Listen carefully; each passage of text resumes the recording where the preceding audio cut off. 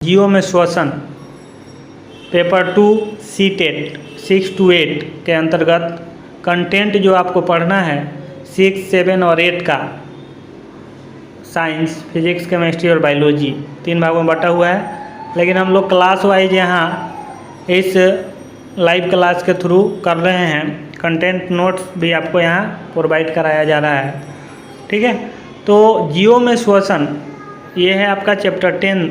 इससे पहले के क्लास में वीडियो में इन सब का अध्ययन कराया जा चुका है। अब बात करते हैं हम लोग श्वसन। तो सभी जीवों के जीवित रहने के लिए अनिवार्य है वो है श्वसन। यह जीव द्वारा लिए गए भोजन से ऊर्जा को निर्मुक्त करता है, यानी कि हम लोग जो भोजन करते हैं उससे ऊर्जा हमारे शरीर को श्वसन के द्वारा प्राप्त होती है। श्वसन द्वारा जो वायु शरीर के अंदर हम लोग लेते हैं श्वसन के रूप में, सांस के रूप में, जिसको O2 कहते हैं, ऑक्सीजन, उसमें ऑक्सीजन का उपयोग ग्लूकोज को कार्बन डाइऑक्साइड, हमारा शरीर जो होता है ऑक्सीजन का उपयोग ग्लूकोज को कार्बन डाइऑक्साइड और जल में बदलने में हमारा शरीर करता है। यह प्रक्रम जो होती है इसके अंतर्गत ऊर्जा मुक्त होती है और उसी से हमें एनर्जी प्राप्त होती है, जिससे हम कोई भी कार्य करते हैं। अब बात करें जीव। तो जीव की प्रत्येक कोशिका पोषण, परिवहन, उत्सर्जन, जीव जो है उसकी प्रत्येक कोशिका यानी सेल पोषण, परिवहन, उत्सर्जन, जनन जैसे कार्यों में भूमिका निभाती है। कोशिकीय श्वसन एक होता है, एक वायुवीय श्वसन होता है, अवायुवीय श्वसन होता है। तो कोशिकीय श्वसन की बात की जाए तो कोशिका में भोजन के विखंडन के प्रक्रम में ऊर्जा उत्पन्न होती है, जिसे कोशिकीय श्वसन कहते हैं। सभी जीवों की कोशिकाओं में कोशिकीय श्वसन होता है। ये जो आपका चैप्टर है इससे संबंधित MCQs भी कराया जाएगा इसी वीडियो में। मानवीय श्वसन की बात की जाए तो जब ग्लूकोज का विखंडन ऑक्सीजन के उपयोग द्वारा होता है तो यह वायुवीय श्वसन कहलाता है। अवायुवीय श्वसन, ऑक्सीजन की अनुपस्थिति में भी भोजन विखंडित हो सकता है। यह प्रक्रम अवायुवीय यानी कि अवायवीय श्वसन कहलाता है। भोजन के विखंडन से ऊर्जा मुक्त होती है। ऑक्सीजन की उपस्थिति में ग्लूकोज जो होता है कार्बन डाइऑक्साइड और जल और साथ में एनर्जी, ऊर्जा का उत्सर्जन करता है। अनेक जीव वायु की अनुपस्थिति में जीवित रह सकते हैं। ऑक्सीजन की उपस्थिति में ग्लूकोज जो है, ऑक्सीजन की अनुपस्थिति यहाँ पे होना चाहिए था, अनुपस्थिति में ग्लूकोज अल्कोहल, कार्बन डाइऑक्साइड और ऊर्जा का निर्माण करता है। ईस्ट एक कोशिकीय यानी कि ईस्ट जो होता है ना वो एक कोशिका वाला जीव होता है। यह अवायुवीय रूप से श्वसन करते हैं। इस प्रक्रिया के समय अल्कोहल निर्मित होता है, ठीक है। अवायुवीय श्वसन जो ईस्ट करते हैं उसी से अल्कोहल का निर्माण होता है। व्यायाम करते समय हमारे शरीर की कुछ पेशियाँ अवायुवीय द्वारा श्वसन की अतिरिक्त मांग को पूरा करती है। ऑक्सीजन की अनुपस्थिति में ग्लूकोज लैक्टिक एसिड प्लस ऊर्जा का निर्माण करेगा। अनेक जीव वायु की अनुपस्थिति में जीवित रह सकते हैं। ऑक्सीजन की उपस्थिति में ग्लूकोज अल्कोहल, कार्बन डाइऑक्साइड और ऊर्जा का निर्माण करता है, यानी कि ऊर्जा उत्सर्जित होती है। श्वसन ऑक्सीजन से समृद्ध वायु को अंदर खींचना और कार्बन डाइऑक्साइड से समृद्ध वायु को बाहर निकालना श्वसन कहलाता है। अंतः श्वसन की बात की जाए तो ऑक्सीजन से समृद्ध वायु को बाहर निकालना अंतः श्वसन है। अंतः श्वसन ध्यान दीजिएगा, ऑक्सीजन से समृद्ध वायु को बाहर निकालना अंतः श्वसन। उच्छ्वसन कार्बन डाइऑक्साइड से समृद्ध वायु को बाहर निकालना उच्छ्वसन कहलाता है।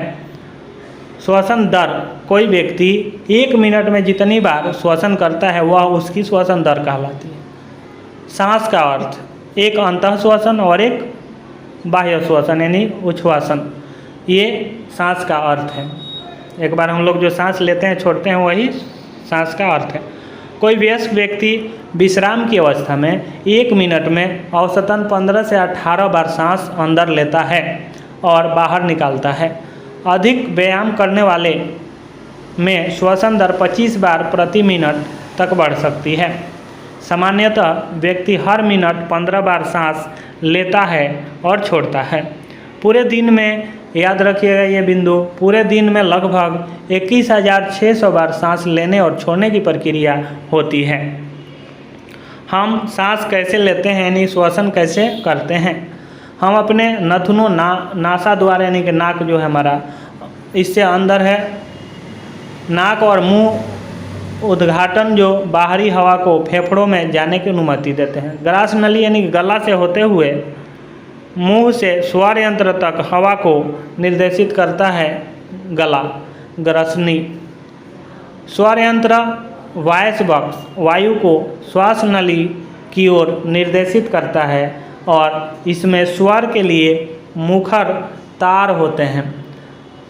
श्वास नली वाइंड पाइप के नाम से जिसको जाना जाता है, बाएं और दाएं ब्रोंकियल ट्यूबों में विभाजित होती है, जो बाएं और दाएं फेफड़ों में हवा को भेजती है। फेफड़े छाती गुहा में युग्मित अंग यानी कि पेयर में जो रक्त और वायु के बीच गैस विनिमय को सक्षम करते हैं।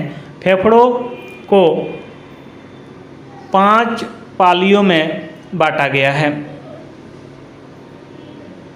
ब्रोंकियल ट्यूब, फेफड़ों के भीतर नलिकाएं जो हवा को ब्रोंचियोल्स में निर्देशित करती है और फेफड़ों से हवा को बाहर निकालने में मदद करती है यानी कि निकलने देती है। ब्रोंकियल ट्यूब, फेफड़ों के भीतर नलिकाएं जो हवा को ब्रोंचियोल्स में निर्देशित करती है और फेफड़ों से हवा को बाहर निकलने देती है।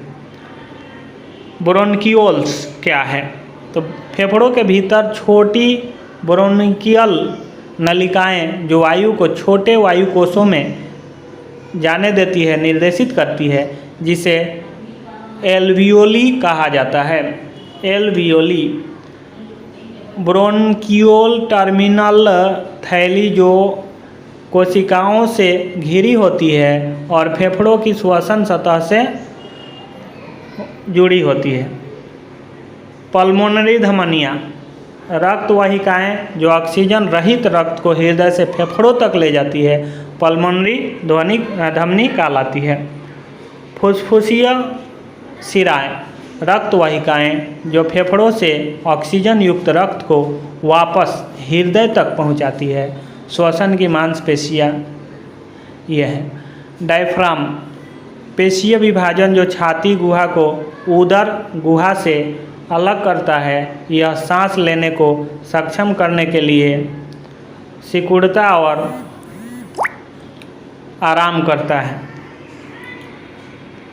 इंटरकोस्टल मांसपेशियाँ, पसलियों के बीच स्थित मांसपेशियों के कई समूह जो सांस लेने में सहायता के लिए छाती गुहा को विस्तार और सिकोड़ने में मदद करते हैं। पेट की मांसपेशियाँ हवा को तेज़ी से बाहर निकालने में सहायता करती है। हमारे श्वसन तंत्र के अंगों में मुख्यतः नासिका, नासामार्ग, ग्रसनी, कंठ नली, वायुनाल, श्वसन नली और श्वास नली तथा फेफड़े सम्मिलित होते हैं। जब हम हवा को अंदर खींचते हैं तो इसमें मुख्यतः 79% नाइट्रोजन, लगभग 21% O2 ऑक्सीजन तथा 0.04% कार्बन डाइऑक्साइड, कहीं पे 0.03% भी देखने को मिलेगा, कार्बन डाइऑक्साइड होती है। श्वसन क्रिया में एक अणु ग्लूकोज के ऑक्सीकरण के फलस्वरूप कार्बन डाइऑक्साइड, जल वाष्प तथा लगभग 686 किलो कैलोरी ऊर्जा निकलती है। ये पॉइंट जो है बहुत महत्वपूर्ण है, नोट कीजिएगा बढ़िया से, याद भी करें। हम सांस कैसे लेते हैं ये तो हो चुका है। और यहाँ से आप एक पॉइंट है यहाँ पे आपको देखने को मिल रहा है, इंटरकोस्टल मांसपेशियाँ। पसलियों के बीच स्थित मांसपेशियों के कई समूह जो सांस लेने में सहायक होते हैं या सहायता के लिए छाती गुहा को विस्तार और यानी कि फैलने और सिकुड़ने में मदद करते हैं, इंटरकोस्टल मांसपेशियाँ कहलाते हैं। छाती को सिकुड़ने और फैलने में मदद जो करते हैं। पेट की मांसपेशियाँ हवा को तेज़ी से बाहर निकालने में सहायता करती है। हमारे श्वसन तंत्र के अंगों में मुख्यतः नासिका, नासामार्ग, ग्रसनी, कंठनली, वायुनाल, श्वास नली तथा फेफड़े सम्मिलित होते हैं। जब हम हवा को अंदर खींचते हैं तो इसमें मुख्यतः 79% नाइट्रोजन, 21% ऑक्सीजन, 0.04% कार्बन डाइऑक्साइड और अदर गैस। श्वसन क्रिया में एक अणु ग्लूकोज के ऑक्सीजन के फलस्वरूप जो है 686 फलस्वरूप कार्बन डाइऑक्साइड, जल वाष्प तथा 686 किलो कैलोरी ऊर्जा निकलती है। जंतुओं में श्वसन की बात की जाए तो गाय, भैंस, कुत्ते और बिल्ली जैसे जीवों में श्वसन अंग और श्वसन प्रक्रम मानव के समान होते हैं। कॉकरोच, कीटों में गैस के विनिमय के लिए वायु नलियों का जाल बिछा होता है। केंचुआ कैसे सांस लेता है? तो केंचुओं में गैस का विनिमय उसकी आर्द्र त्वचा के माध्यम से, यानी कि त्वचा के माध्यम से। मछलियों में जानते हैं हम लोग क्लोम या गील के माध्यम से श्वसन की प्रक्रिया होती है। पादपों में प्रत्येक अंग वायु से स्वतंत्र रूप से ऑक्सीजन ग्रहण करके कार्बन डाइऑक्साइड को निर्मुक्त करते हैं। अब अध्याय 12 पादप में जनन के बारे में हम लोग अगले क्लास में जानेंगे, पढ़ेंगे और इसकी व्याख्या करेंगे।